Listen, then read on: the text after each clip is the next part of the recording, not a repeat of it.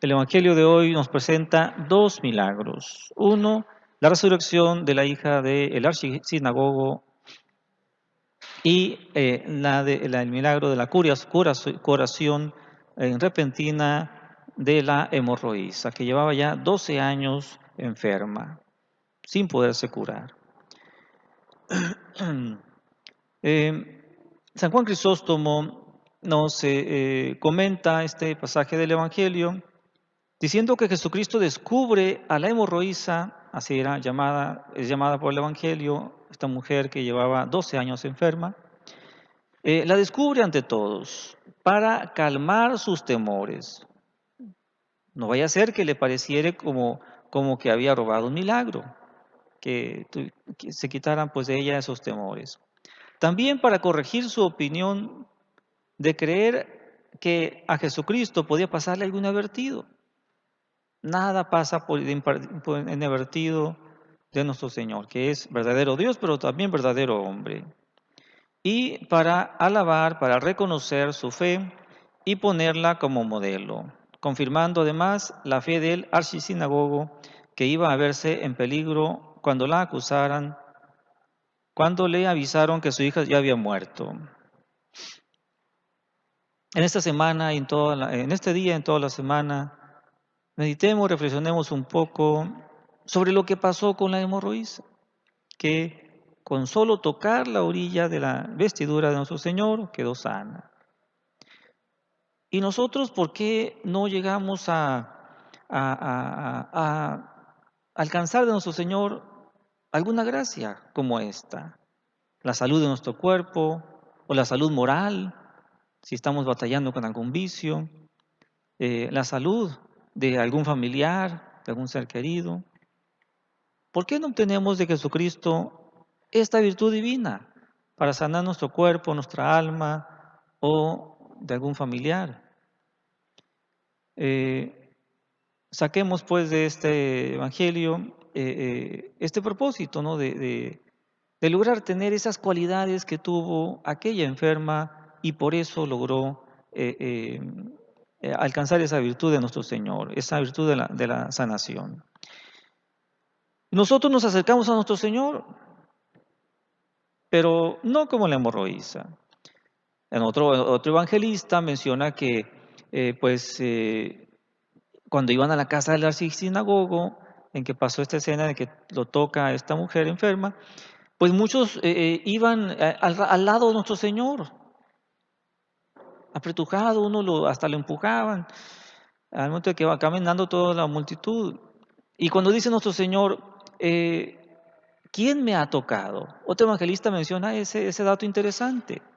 ¿Quién me ha tocado? Le dice a los apóstoles. Y uno de ellos pues dice, pues Señor, pues venimos apretujados con la gente.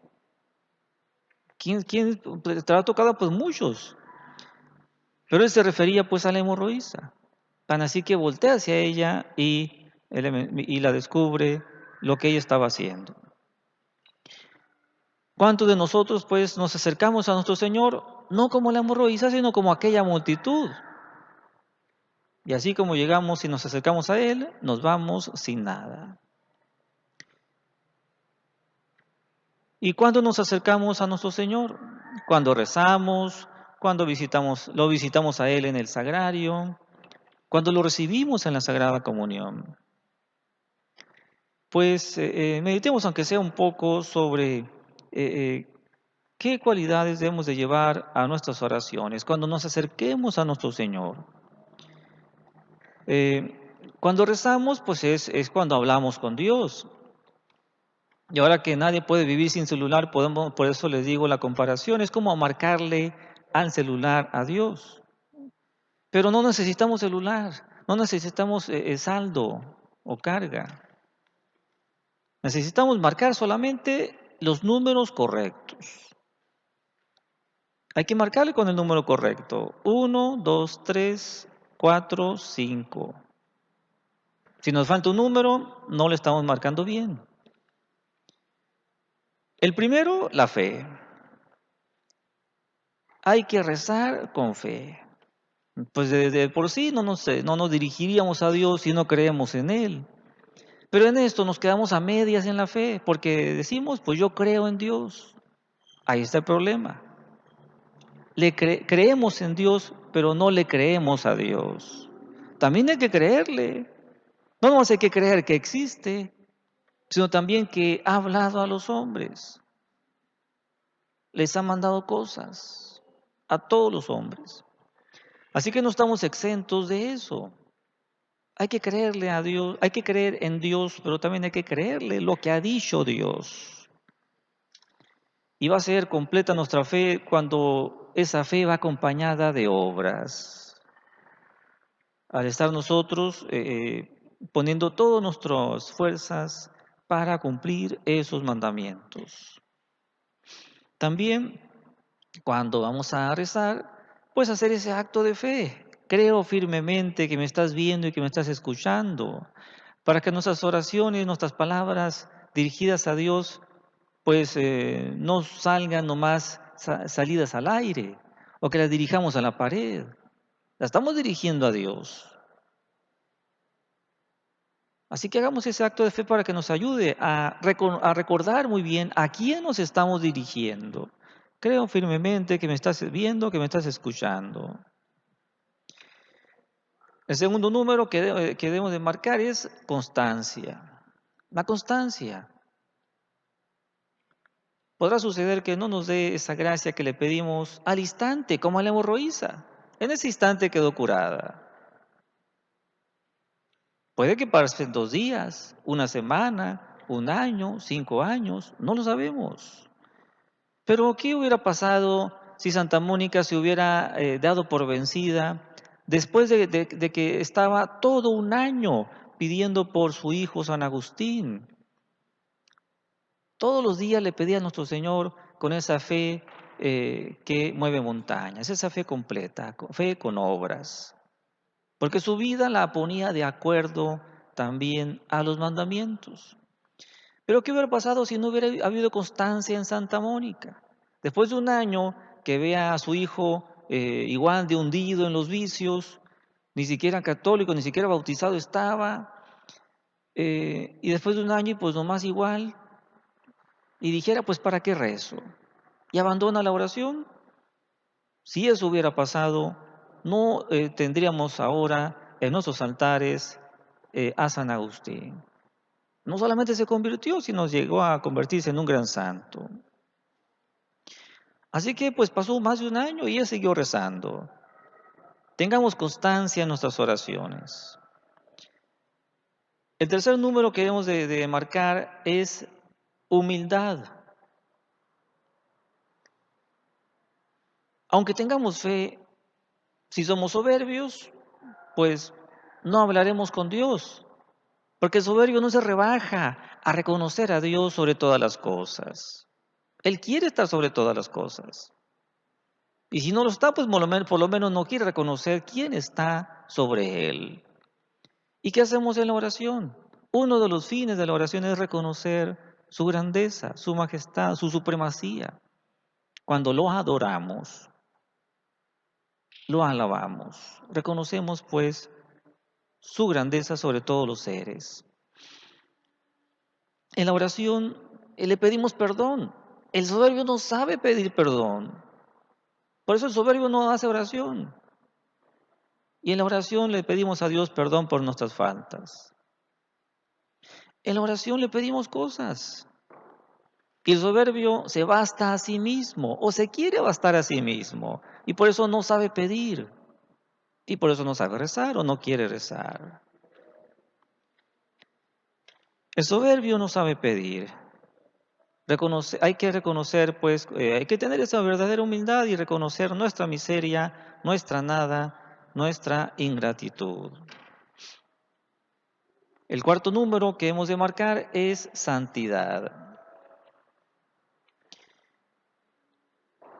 Aquellas personas que no estaban poniendo atención en el sermón del domingo pasado podrán decir, no, pues si se requiere de santidad para hablar con Dios, pues ya no voy a hablar con Dios, pues yo no hago milagros, yo no soy santo.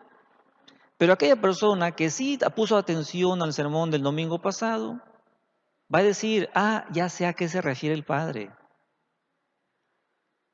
que la persona esté en gracia, con esa gracia habitual, con esa gracia santificante. Que haga milagros o que no haga milagros, pues eso ya es otra cosa. ¿Cuántos santos pasaron su vida, toda su vida, sin hacer un solo milagro? Y ahorita están en el cielo. ¿Por qué?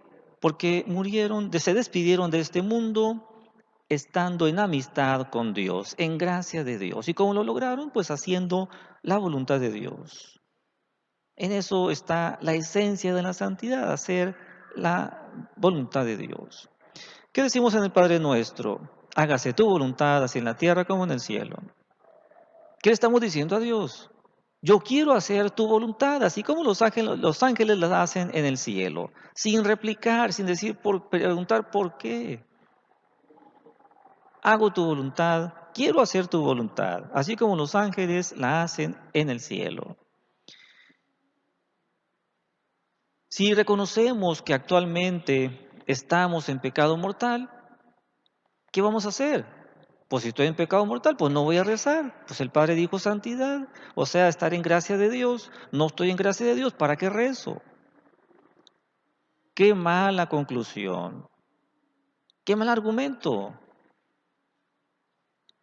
Cuando sería una buena conclusión decir, pues si estoy en pecado mortal, pues no tengo remedio. Claro que tengo remedio. Me arrepiento, le pido perdón a Dios y en la primera oportunidad me confieso.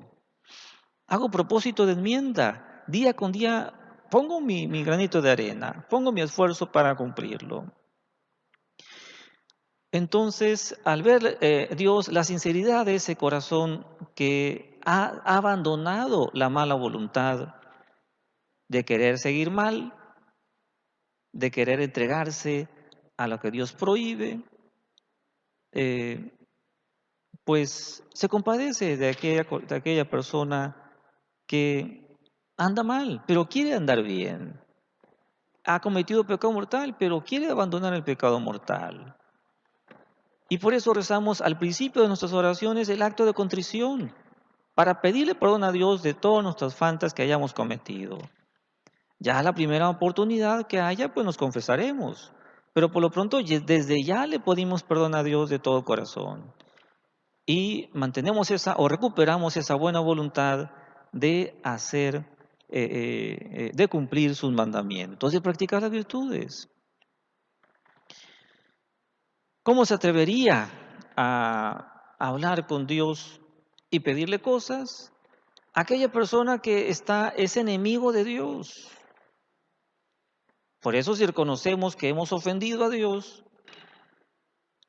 pues ¿qué vamos a hacer? Reconciliarnos con Él. Hay que hacer las paces con Dios, para que entonces sí tengamos ese cuarto número y también le marquemos a Dios con la santidad. Y el último, conformidad con su voluntad.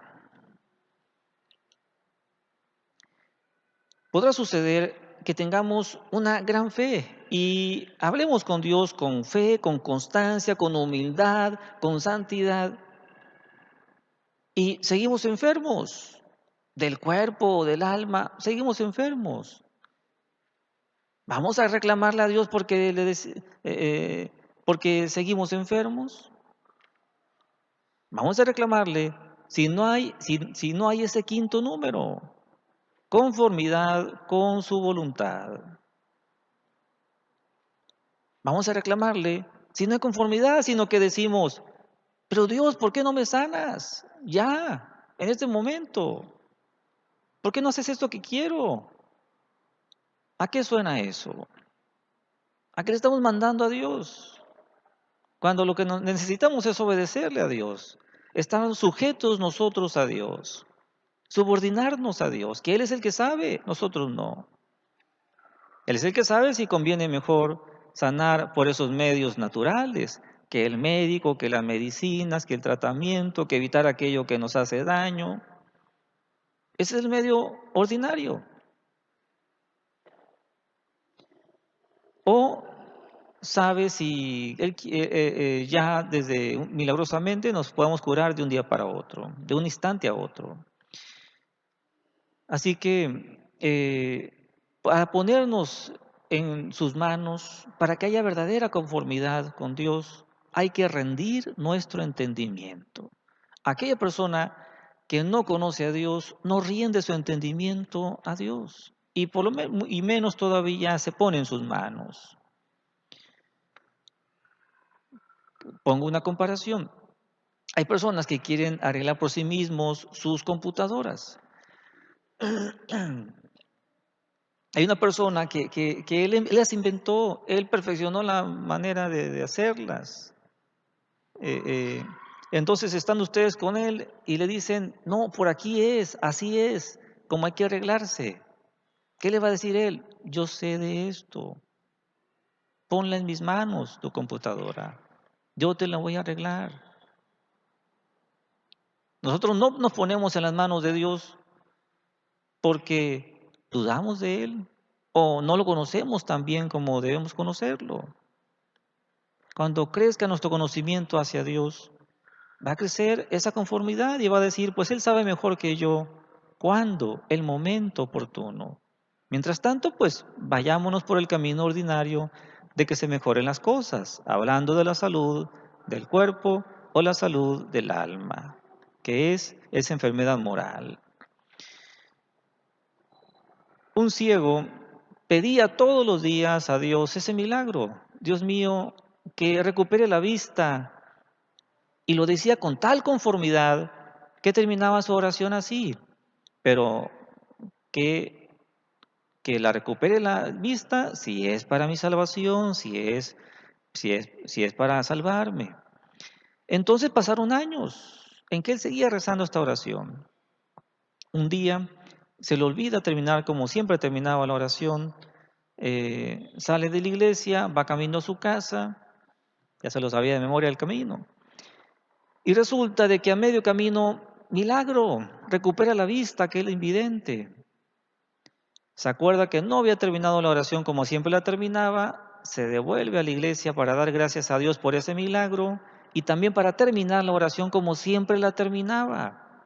Dios mío, que yo siga con la vista si es para mi salvación. Segundo milagro, vuelve a perder su vista. Dirán ustedes, pues ¿cuál milagro si ya la perdió otra vez? Pero él no se puso triste, seguía contento. Así como había recuperado la vista, puso contento, pues ahora también seguía contento. ¿Por qué?